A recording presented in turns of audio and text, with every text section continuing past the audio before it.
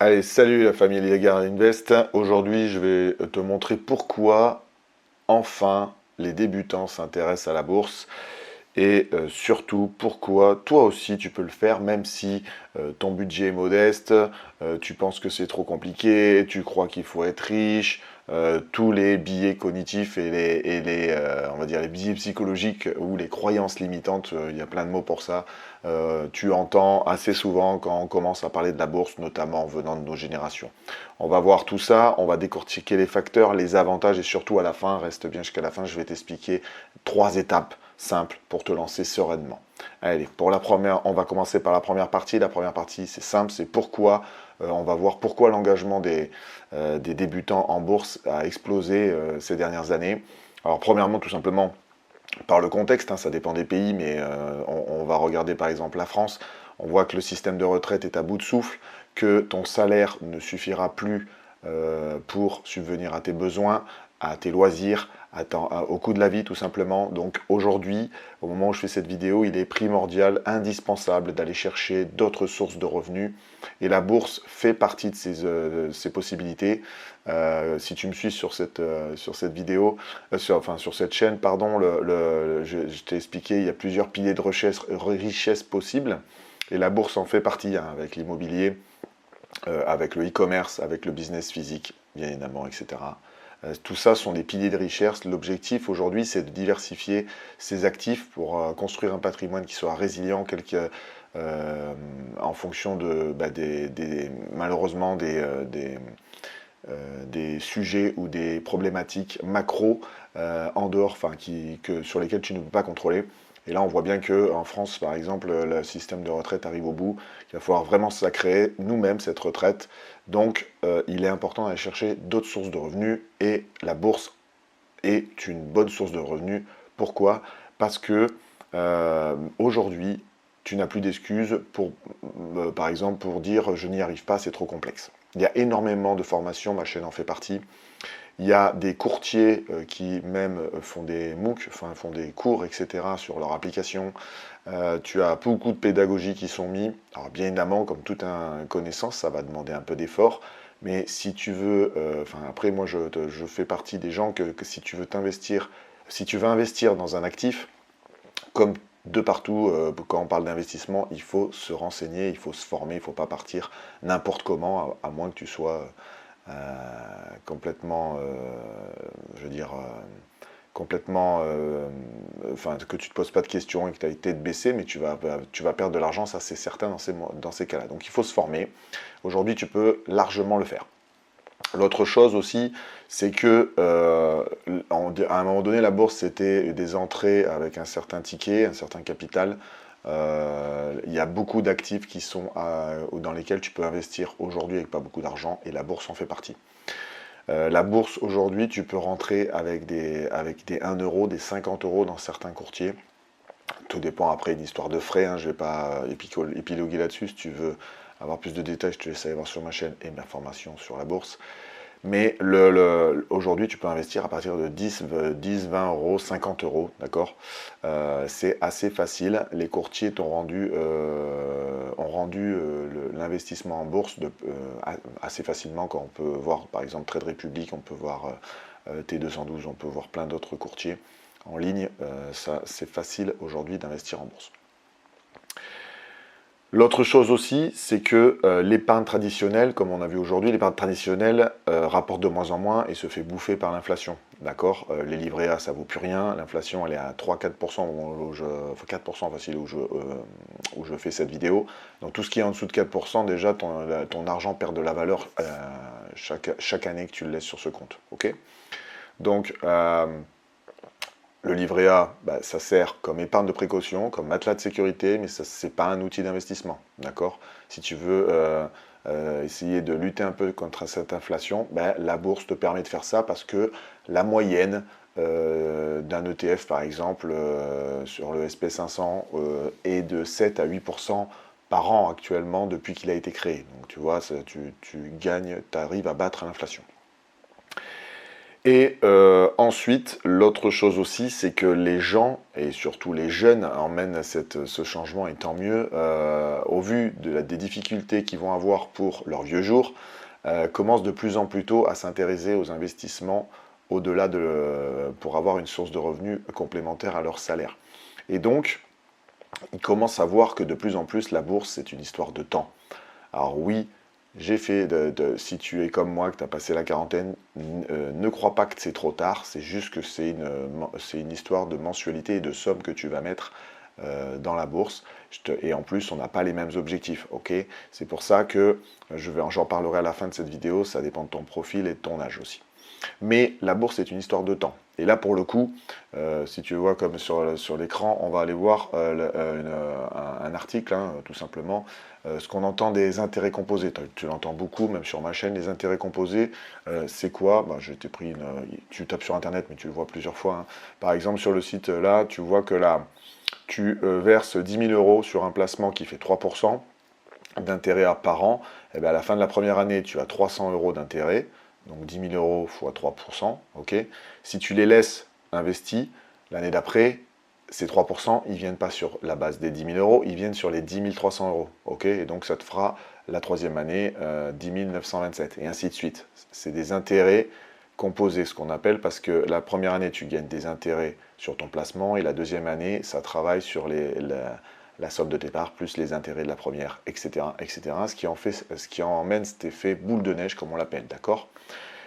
Là, je voulais te montrer une autre macro pour te dire que tu peux commencer avec un petit budget et ça va t'emmener loin avec le temps. Là, par exemple, il commence, bon, c'est en dollars, mais tu m'as compris, il commence avec 10 dollars. Si dans les 25 premières années, l'intérêt est à peu près de 22% sur ton portfolio, tu arriveras à 2136 euros. D'accord? Les 5 années, pardon, l'intérêt est de 22%, d'accord? Ton portfolio est de 2136 euros. Alors tu vas me dire, oui, 22%,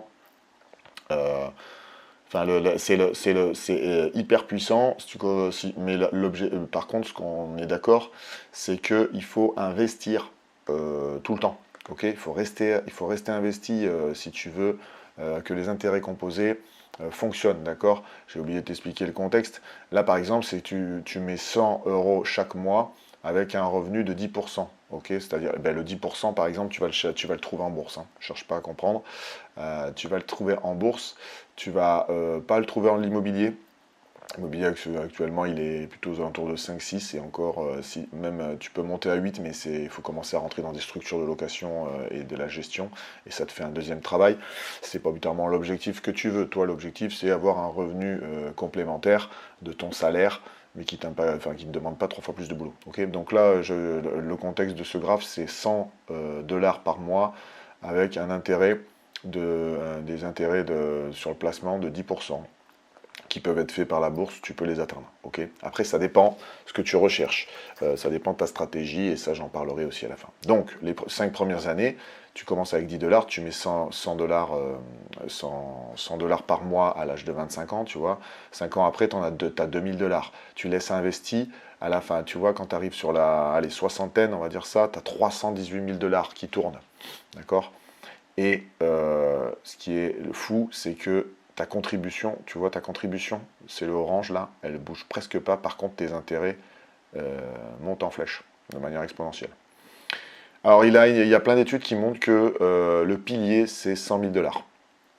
Enfin, 100 000 euros, pardon. C'est à partir de cette somme que tu as une inversion entre tes contributions et ton intérêt. C'est-à-dire que là, jusqu'à 100 000 euros, tu vas plus contribuer que gagner d'intérêt. D'accord? Enfin, souvent, c'est ça 70, 30, quelque chose comme ça. Et il y a plusieurs études qui montrent qu'à partir de 100 000 euros, 100 000 dollars, ben, tu as une inversion. C'est-à-dire que là, les intérêts, tu gagnes plus d'intérêts que ce que tu vas contribuer en investissement chaque mois. Voilà. Enfin, sur une année, pardon. Donc voilà, c'était pour te montrer le petit graphe que c'est le temps qui te permet de gagner en bourse. Donc au plus tu commences tôt, au mieux c'est. Ce qui me fera rebondir après sur un peu les stratégies que j'ai mis en place et ce que tu devrais faire dès à présent, dès que tu vois cette vidéo. Donc voilà, on a vu la première partie hein, pour te tuer un peu tes croyances limitantes. La première, c'est que tu peux rentrer avec très peu d'argent, tu vois, 10 euros sur le graphe. c'est de plus en plus simple dans le sens où les courtiers sont de plus en plus pédagogiques et te ramènent de plus en plus des informations qui t'aident à investir et surtout à ouvrir ton compte de manière sereine. Bien évidemment, il y a différents courtiers. Dès que tu vas sur Interactive Broker, tout de suite, ce courtier-là, lui, il risque de faire peur, même si c'est un très bon courtier. Mais parce qu'il est plein de chiffres, là, on rentre tout de suite dans une ergonomie, je trouve, moins agréable que Trade Republic, par exemple, ou T212, qui ont vachement focusé sur la communauté et l'ergonomie de l'application. Bref. Tu as vu aussi que dans le temps, tu peux gagner des intérêts composés et donc te constituer une source de revenus complémentaire. Bien évidemment, la bourse, comme je le dis dans beaucoup de mes vidéos, elle vient après avoir fait ton épargne de précaution ou ton matelas de sécurité. D'abord, ta P1, c'est épargne de précaution, matelas de sécurité, c'est-à-dire tu mets minimum 500, 1000 euros de côté pour tes aléas, tes imprévus, etc. Et après, tu investis en bourse parce que l'objectif, comme je te dis, c'est de rester investi et de ne pas retirer tout de suite. Le but, c'est de laisser jouer le temps et qu'à partir de 50-60 ans, tu commences à retirer des dividendes et donc te faire ce complément que tu as besoin normalement à cette période de vie. Donc là, on va voir dans la deuxième partie maintenant quels bénéfices concrets pour toi. Eh bien, comme je te l'ai dit un peu plus tôt, le temps travaille pour toi. Je te l'ai montré là. Ça te permet de cumuler de l'argent et de gagner de l'argent par tes investissements en bourse. Comme c'est marqué là,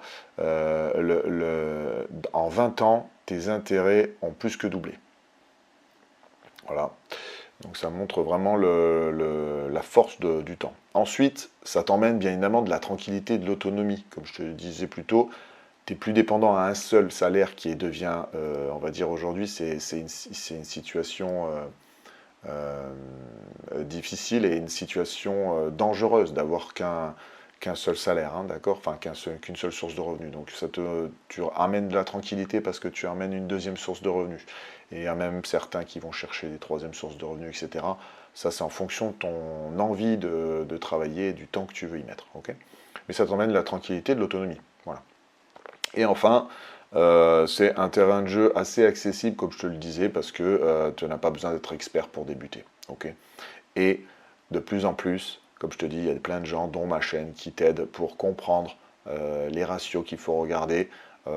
Tu as différents profils, tu peux avoir de la gestion à travers des ETF, qui sont des paniers dans lesquels tu as plusieurs actions et qui suivent des indices, ou tu as la version avec les actions comme moi, ça je te le dirai plus tard, pour aller chercher par exemple des dividendes et te créer régulièrement, donc aller chercher donc un revenu complémentaire à utiliser plus tôt.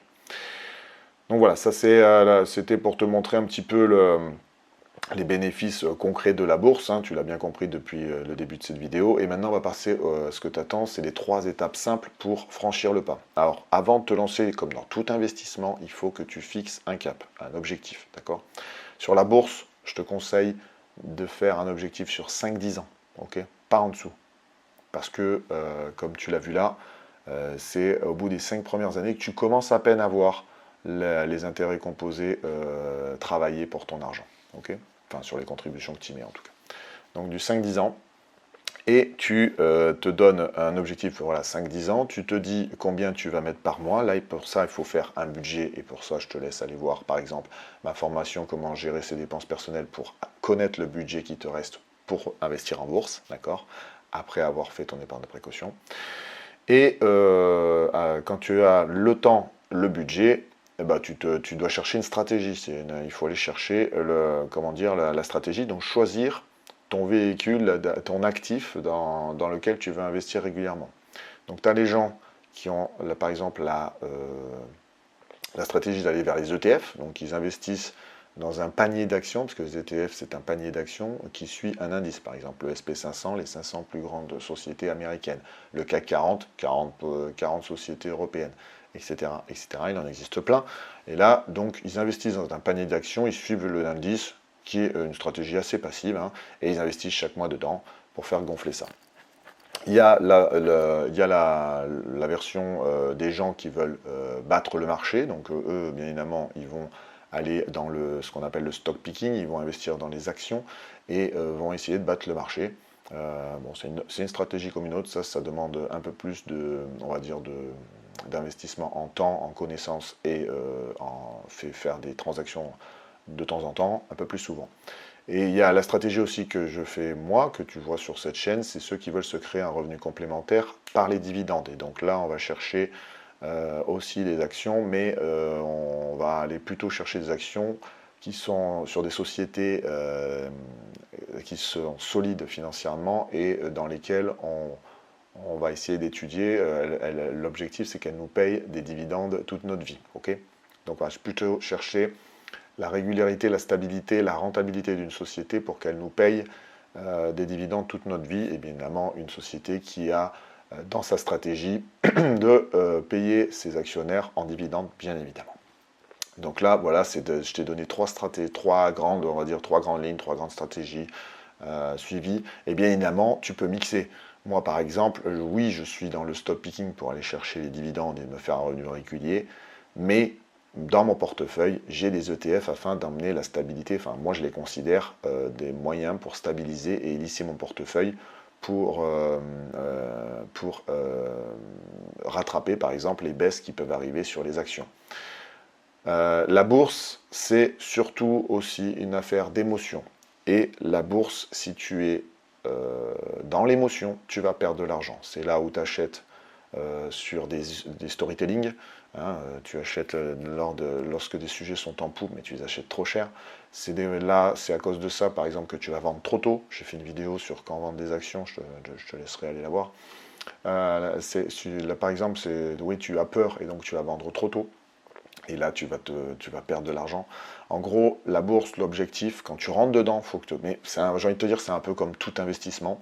Quand tu vas investir en immobilier pour de la location et que ce n'est pas ta résidence principale, si tu y vas avec l'émotion, bah souvent tu vas te faire asmater dans le temps, parce que ou tu l'auras acheté trop cher, ou tu vas te faire un billet positif et donc tu vas te retrouver peut-être avec trop de travaux et tu vas avoir payé encore trop cher.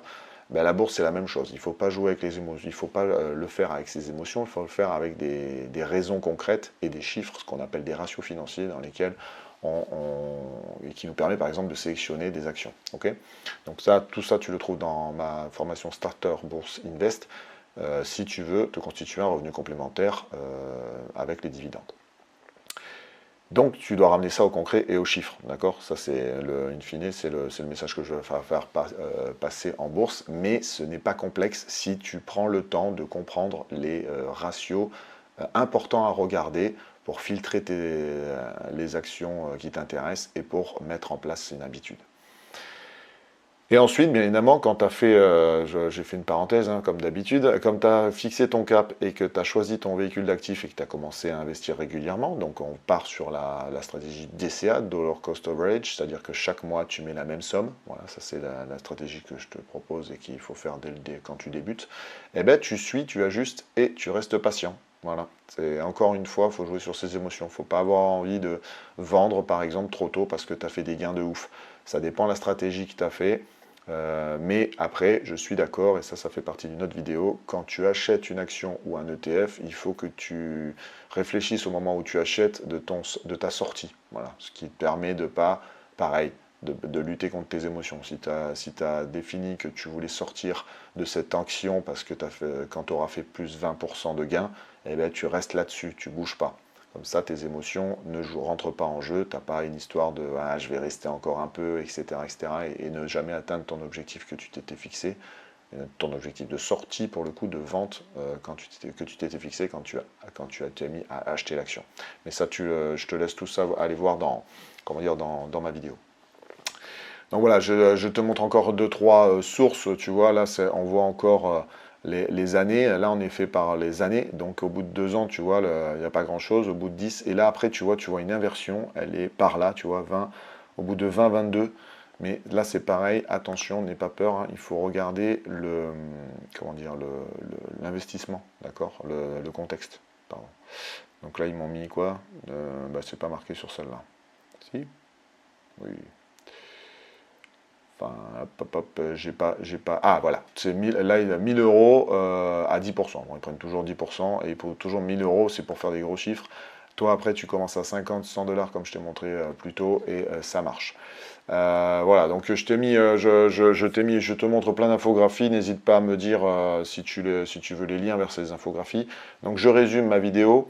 La bourse, c'est plus réservé aux experts, tu l'as bien compris hein, au vu de cette vidéo. Le contexte est favorable pour s'y mettre. Les outils sont accessibles et sont de plus en plus pédagogiques. Donc tu peux rentrer, tu peux te faire aider. Il y a des gens comme moi qui t'aident en plus pour t'expliquer des ratios et pour te démystifier tout ce qui est autour de la bourse.